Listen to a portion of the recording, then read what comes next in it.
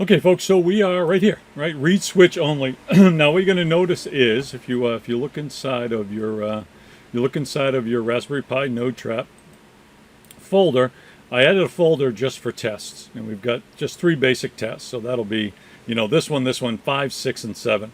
And I think what we'll do is we'll just do those all in this video. It'll be pretty quick to do, and then we'll stop, and then the last one will be the main app.js, right? So where the actual main code is for the entire project. But again, the thought process here is, if you only, maybe need to do these 2 things, right? Read switch fires, get a text message, well, you could kind of stop and just not have to deal with, a Cloudinary, or not have to deal with, definitely not with the classification stuff, which is going to take a couple of steps to get working. Okay, so let's, first you need to be connected here. So let's switch to here. All right, now at a minimum connection, let me zoom in here a little bit. So let's come down to zoom, and I want to zoom in just a touch, and maybe let me slide this up just a little bit. Or I guess I could just move this a little too. Okay. So what I did is I put the card. If you had the Kana kit, this came in the kit. You notice that there are 2 rows of pins here, and these are the rows as they're set up here. Right? So where am I connected? Well, I've got one end of my read switch, and this is the wired end. Right? One lead is going to a 10K ohm resistor. Now, if you don't have a resistor, it's okay. Right? So basically, if you don't have it, you could just have put this just like this on a breadboard, folks. Right? These rows are all connected, but they don't span this bridge in the middle. That way we can put circuits, right, IC chips, and have them span and not be connected. Right? So they're connected this way in rows, but they don't span here. Right? On the bus on the outside, though, you see where this says minus and plus? These are connected all the way down. So plus and minus are connected all the way down. Right? So since I do have a resistor, I can put this over here, and there's going to be a connection between this wire and this wire. If this wasn't here, though, there would be no connection because of this this bridge in the middle. Okay, and then this wire is going to come up, and it's going to go to GPIO, in this case 17, which is right here. Right? And let's zoom in a little bit more. Right? Probably see that a little bit better, although stupid pencil icons. This pencil icon's in the way. Let me just slide this down a little bit, I guess. Okay. So GPIO 17 is right here. Now the Broadcom, the actual chip on the Pi, is called 11. But the numbers that we're going to use when we program it, in this case it's 17. Eventually we'll set up the relay, and we're going to use GPIO 27. Again, those happen to be Broadcom 11 and 13. So 11, 12, 13. So we're going to use those 2. Now we also need ground, so we could grab ground right here, or you could grab it here. There's a whole bunch of different places. And we're also going to need 3 volt. And this is the very first pin on the top. And again, note the direction that I have my Pi, so I have that set up in the same direction here. Right? Okay, fantastic. So this wire right here, the gray wire, that's the 3 volts. Again, it's the very first. Let me bring this down a little bit. Right? That is the very first pin. Right? So 3 volts. That's 3 volts, and that's coming over, and it's going to go to 1.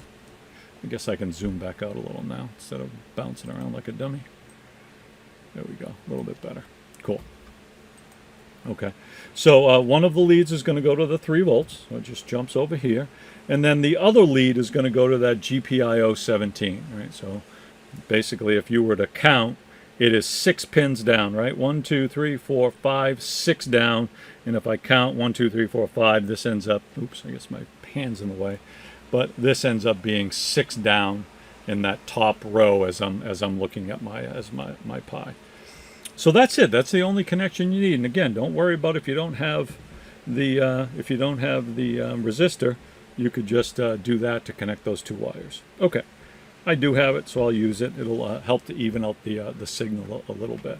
Okay, so I'm going to zoom all the way out, and then we can jump to the code. And we'll do a test. All right, now here's the other end of my read switch. Let's straighten that out a little bit so it doesn't bug me. And we'll jump to our code. Okay, now we need to change, right? You did your npm install already, so we just did that. And now we need to change into that test folder. We're at the CritterTrap folder, which is, let's come over here. Oops, I want to close that. I wanted to close this. Okay. So we're at this main folder right now. That's where we are, right? Raspberry Pi node CritterTrap.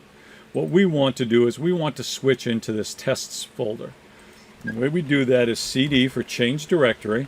And then you can just start typing TE. If you hit tab, it'll autocomplete and hit enter. If I type LS to list the files and directories inside, then, although everything's a file in Linux, it'll tell me I've got those 3 files. And you can see them right here, 01, 02, 03. So the first one we want to run is that read only.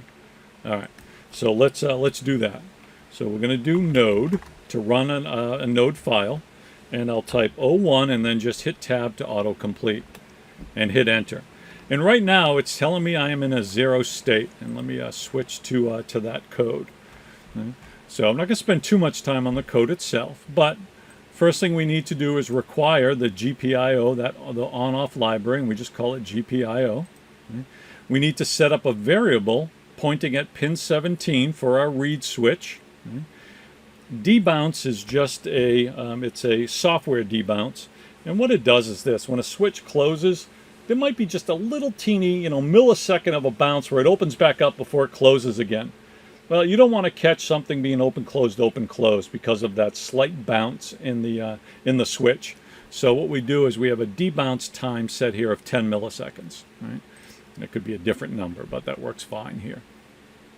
Okay, so we have a couple of variables. We have last state and we have pause. Right? So inside, right, we have this set interval, and we're going to do a check I have it set up for every 100 milliseconds, right? So every 100 milliseconds, we're going to check the state to see if that switch is closed or opened. Right?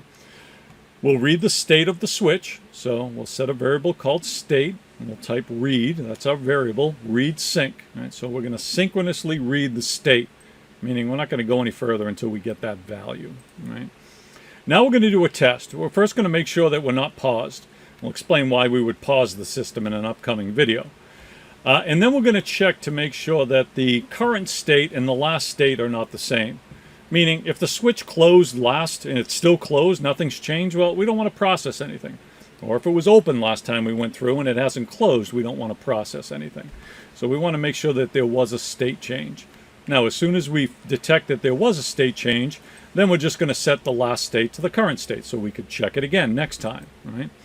All right, now, in this case, very simple, right? If the state is equal to 0, we're just going to log 0. If it's equal to 1, we're going to log 1. And the nice thing is you can use this as a test. Depending on the switch that you get, some switches are normally open, some are normally closed, right? All you need to do is this. When you run this, you just need to know whether you're getting a 0 or a 1 when the switch is open or closed. Right? Now, it happens to be that when my switch is open, right, move this up here. So when my switch is open like it is now, I'm getting a 0. But as soon as I close mine, you'll notice I get a 1. Right? The nice thing is, you notice I don't keep getting 1, 1, 1, 1, 1, 1, 1. That's because I'm only processing on state changes. And that was the whole last state equals to the current state. Now, if I open this back up, I get a state change. Right? One more time, close it, and a state change. Right? Cool. Okay. So that's that part. Now let's. I think maybe what I'll do is this. Maybe we'll stop this one as a video. Right? Nice and easy. If somebody's just trying to get things set up, and then I'll do 02 and 03 as a single video too, since they're kind of the same. Right? We're going to send a text, so we're going to have to add 2 accounts for 02 and 03. So we'll just stop this one, make it nice and simple, and I'll see you in the next one. By the way, to stop your server, Control-C. And I'll show you how to automatically start your server toward the end of all of this.